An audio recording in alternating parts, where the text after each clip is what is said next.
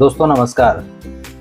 आपने देखा होगा कि यूरोपियन यूनियन के साथ इंडिया की कई राउंड का बातचीत हो गया है, बातचीत हुआ भी है फ्री ट्रेड एग्रीमेंट को, एफटीए को लेके। बट फ्री ट्रेड एग्रीमेंट हो नहीं पाया है। इसके पीछे बहुत सारे रीज़न हैं, बहुत सारे ऐसे रूल्स हैं जो यूरोपियन यूनियन इंडिया से चाहता है, एक्सपेक्ट करता है, और इंडिया यूरोपियन यूनियन से चाहता है। उसी पॉइंट्स पे हम डिस्कस कर रहे हैं। आप चैनल पे पहली बार आए हैं तो चैनल को सब्सक्राइब कर दीजिएगा, वीडियो को लाइक कर दीजिएगा। अगर आपने वीडियो में कहीं भी कोई अगर सजेशन आप मुझे देना चाहें तो आप हमें कमेंट करके बताइएगा। चलिए हम आगे बढ़ते हैं। देखिए, यूरोपियन यूनियन के साथ जो हमारा फ्री ट्रेड एग्रीमेंट होना था वो अभी तक नहीं हो पाया है। उसके जो मेन कारण हैं उसमें सबसे पहला कारण है कि संवेदनशील उत्पाद और बाजार पहुंच पर असहमति है। संवेदनशील उत्पाद का मतलब ये है कि वो उत्पाद जैसे कृषि उत्पाद, मेडिसिन है, ऑटोमोबाइल सेक्टर्स हैं, ये सेंसिटिव सेक्टर्स में टैरिफ कम होना चाहता है यूरोपियन यूनियन चाहता है कि हम कृषि उत्पाद को भी इंडिया में एक्सपोर्ट करें, मेडिसिन को भी एक्सपोर्ट करें, ऑटोमोबाइल्स को भी एक्सपोर्ट करें, और उस पर हमारा टैरिफ बहुत ही कम हो, नॉमिनल हो। बट इंडिया उसको एक्सेप्ट नहीं कर रहा है, क्योंकि इंडिया अपने किसानों के हित को भी देख रहा है कृषि क्षेत्र में, मेडिसिन मैन्युफैक्चरर्स की भी प्रॉफिट और लॉस को ध्यान में लेके चल रहा है।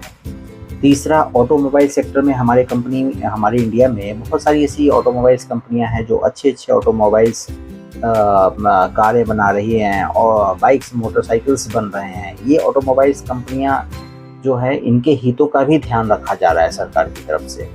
इसलिए ट्रेड एग्रीमेंट में ये मुद्दे जो हैं बहुत ही संवेदनशील इन तीनों सेक्टर्स में हैं, इस पर बहुत ही खास ध्यान दिया जा रहा है।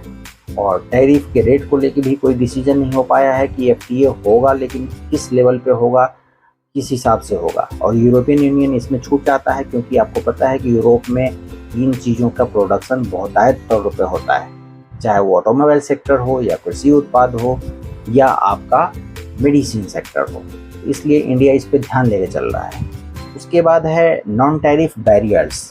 इसमें सिर्फ टैरिफ कम करना ही नहीं है, बल्कि कई ऐसे नियम कायदे हैं, स्टैंडर्ड्स हैं, मानक हैं जिसका सर्टिफिकेशन जरूरी होता है गुणवत्ता नियंत्रण को लेके। सपोज कोई प्रोडक्ट है इंडिया बनाती है, अब यूरोपियन यूनियन ये नहीं चाहता कि अगर इस प्रोडक्ट की स्टैंडर्ड क्वालिटी अगर एक लिमिट से एक स्टैंडर्ड फिक्स होगा, उससे कम है तो हम उसको कैसे अपने देश में रोल आउट होने देंगे।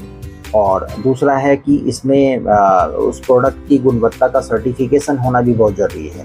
बट गवर्नमेंट ऑफ इंडिया इसमें इस पॉइंट्स को लेकर भी विचार कर रही है कि हमारे जो प्रोडक्ट्स हैं वो किस लेवल के हैं, और हमारी जो प्रामाणिकता है, उसका जो सर्टिफिकेशंस हैं प्रोडक्ट का होगा, वो क्या हम यूरोपियन यूनियन में यूरोपियन प्रोडक्ट के मुकाबले उसको फिक्स कर पाएंगे, उस प्रोडक्ट को उस लेवल पे फाइनल कर पाएंगे कि हमारा प्रोडक्ट यूरोप में आसानी से बिक सके। ये सारे मुद्दे हैं। उसके बाद बहुत सारे रूल्स ऑफ ओरिजिन्स होते हैं, नियम्स होते हैं, जिस नियम्स को लेके भी बात चल रही है कि नियम किस हिसाब से तय किया जाए ताकि हम फ्लेक्सिबिलिटी के साथ बिजनेस कर सकें एक कंट्री से दूसरे कंट्री में। इस पे अभी फाइनलाइजेशन नहीं हुआ है। तो ये सारे मेजर्स प्रॉब्लम है जिसके कारण यूरोपियन यूनियन से एफटीए एग्रीमेंट अभी डन नहीं हो पाया है। बट ये है कि इन द पाइपलाइन है, ऑन द प्रोसेस है। अंदाज़ा है कि साल के अंत तक ये एफटीए फाइनल हो जाएगा, और इसके लिए हमें वेट एंड वॉच करना होगा।